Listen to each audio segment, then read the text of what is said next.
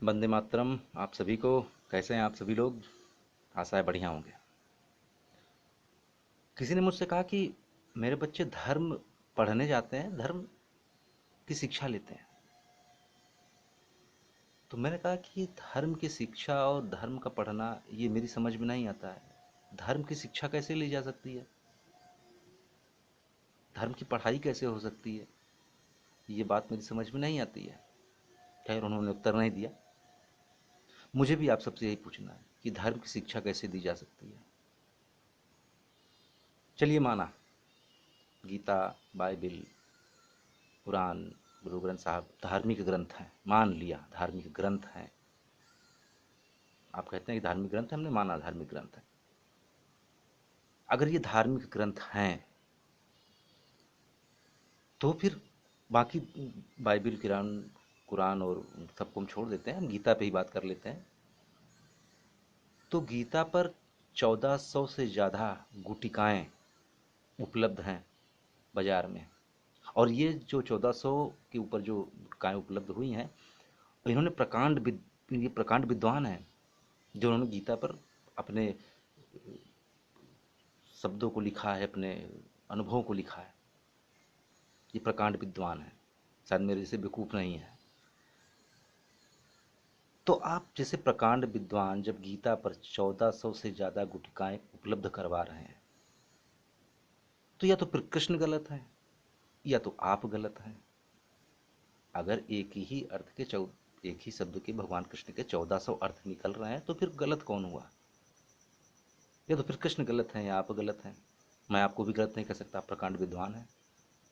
कृष्ण को भी नहीं कह सकता। तो ये हाल एक गीता का ही नहीं, सभी धर्मों की किताबों के साथ हुआ है ऐसा। तो ये धर्म कहाँ है इसमें? और धर्म के नाम पर आप हम सब सिखाते क्या हैं बच्चों को? उस छोटे से बालक के मन में ये बात डाली जाती है कि नरक में जाना, अग्नि में पकाना, खौलते तेल में पकाना, इस तरह का भय उत्पन्न करना, ये उचित हो सकता है? ये कतई उचित नहीं हो सकता है। जीवन का लक्ष्य जीना है। और मैं मनुष्य होने के नाते दूसरे मनुष्य के जीवन में बाधा नहीं पहुंचा सकता हूं।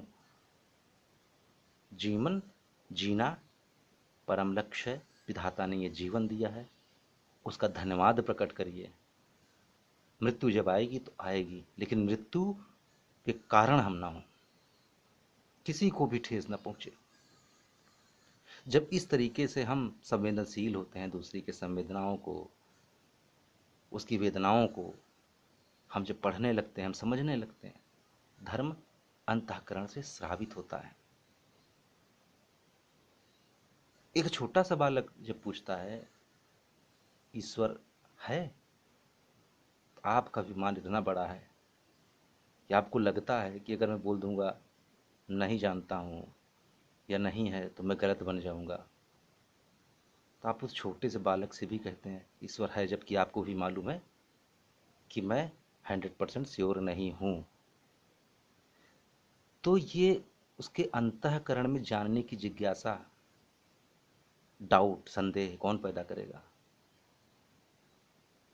जब उसके अंतःकरण में हम ये डाउट पैदा करेंगे, ये संदेह पैदा करेंगे कि ईश्वर है या नहीं है, तो उसकी वो खुद की खोज होगी, वो जानना चाहेगा। लेकिन आप उत्तर उसको पहले दे देते हैं ईश्वर है। जब उत्तर मिल गया तो बात ही खत्म हो गई।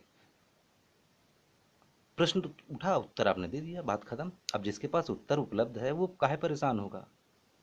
अभी तो बच्चा है वो, लेकिन जब बड़ा होगा तो वो जानता है कि आपने गलत बोला था। और जो माँ बाप कहते हैं ना कि बच्चे मेरे गलत दिशा में चले गए, कारण सिर्फ यही होता है कि आपको भी कुछ नहीं मालूम था। आप उसको साफ शब्दों में नहीं बोल पाए कि अपने अनुभव पर, मेरी आंखों से ना देखो, अपनी आंखों से दुनिया को देखो, जानो समझो। तो शायद आपके लिए वो ज़्यादा आदर का पात्र होता। आपका बच्चा आपको ज़्यादा आदर देता, सम्मान देता। लेकिन ऐसा हुआ नहीं है। आपने शुरू से ही उसको गलत रास्ते बताए। और दुनिया में 5-6 हज़ार वर्षों से जितनी मार काट हुई है, ये ना जानने वालों की वजह से हुई। जो जानते ही नहीं है ईश्वर के बारे में, धर्म के बारे में, वो कहने पर तुले हैं कि मैं सत्य हूँ। अजीब सी बात है ना। आप सत्य को जानो, कभी परमात्मा की रोशनी भी हृदय में प्रवेश नहीं की, और ये करने से आप स्वर्ग में जाएंगे, वहाँ ये मिलेगा, यहाँ ये मिलेगा।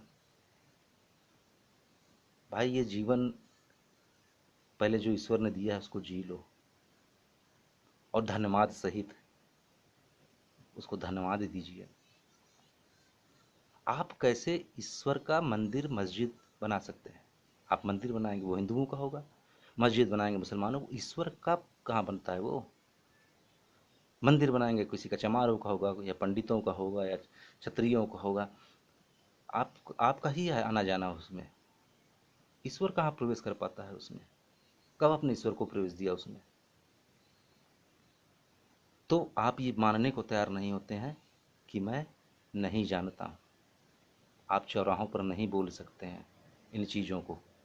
कहीं पर बात हो रही तो आपको तो बुद्धिमान फिर बनना है।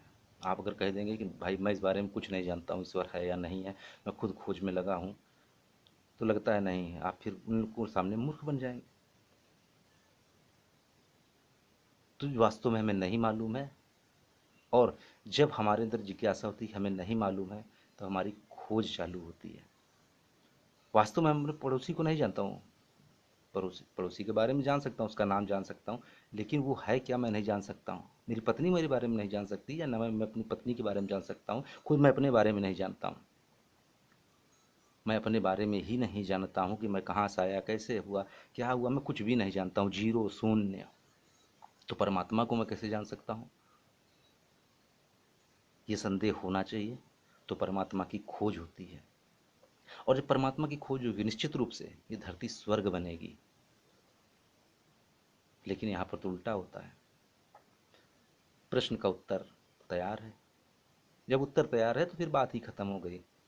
वो जब समझेगा अपने उम्र में जा करके, तब समझेगा, तब उसको मालूम होगा कि मेरे पिता भी ऐसे ही थे, ऐसे जीवन गुजार दिए, तो मैं भी जीवन ऐसे ही गुजारूंगा। लेकिन मित्र, ये जीवन है, इसको जिएं, दूसरे के जीवन में व्यवधान न डालें। धर्म आपके अंदर प्रकट होता है, और अंदर से ही गंगा बहाइए धर्म की। जब अंदर से गंगा बहेगी, वो सब के लिए सौभाग्यशाली होगी। और जो जानते हैं धर्म के बारे में, ईश्वर के बारे में, वो नम्र होते हैं। उनका सीधा सा उत्तर होता है। एडिसन एक गांव में गए, तो बच्चों ने कहा कि चलिए, अब वो बच्चे एडिसन के बारे में नहीं जानते थे, वहाँ के टीचर एडिसन के बारे में नहीं जानते थे कि भाई की व्यक्ति कौन है, लेकिन शहर से आया है गांव में। तो उन्होंने कहा कि चलिए, हमारे स्कूल में फंक्शन है, हमने कुछ नई नई नई चीज़ें बनाई हैं, आप देखिएगा। चले गए वो। तो बच्चों ने मोटर, बिजली से चलने वाले छोटे पंखे बनाए थे, गाड़ियाँ बनाई थी, सारे विभाग तारीफ कर रहे थे। अब चूंकि एडिसन के बारे में उन्हें मालूम नहीं था ना, उन्होंने देखा था एडिसन को। तो उन्होंने एडिसन साहब ने कहा कि बहुत अच्छा आप लोगों ने किया काम, मैं इसकी तारीफ करता हूँ। लेकिन बच्चों, मेरा एक सवाल है, आप ये बताइए, विद्युत क्या है, बिजली क्या है? अब किसी के पास जवाब नहीं था, ना टीचर्स के पास, ना स्टूडेंट के पास। तो एडिसन साहब ने कहा कि कोई बात नहीं, मैं खुद भी नहीं जानता हूँ कि विद्युत क्या है, इसे परेशान होने की ज़रूरत नहीं है। अब आप सोचिए, इतना नम्र, इतने सरल हृदय से अपनी बातों को कह देने वाला एडिसन ही हो सकता है, उसके जैसा साइंटिस्ट ही हो सकता है। लेकिन ना, आप नहीं सुधरने वाले। नहीं मालूम है, फिर भी आप कहेंगे हाँ मालूम है। लेकिन आप अंदर हृदय में अच्छी तरीके से जानते हैं, आपके हृदय में अच्छी तरह मालूम है कि मैं न धर्म के बारे में जानता हूँ, न ईश्वर के बारे में जानता हूँ। मैं बस बोलना जानता हूँ, और बोलूँगा दुनिया में, चाहे उसके लिए मार काट हो जाए या त्राहिमाम हो जाए। बोलने के लिए आप इच्छुक रहते हैं, बोलने का मौका चाहिए। तो कृपया करके, आप जैसे भी आपने जीवन गुजार दिया, बच्चों के मन में ये जहर न भरिए। उनको अपनी खोज पर निकलने दीजिए, उनको धर्म की ओर जाने दीजिए, उनको विज्ञान की ओर जाने दीजिए, उनको इस धरती को स्वर्ग बनाने दीजिए। आप सभी को फिर से वंदे मातरम।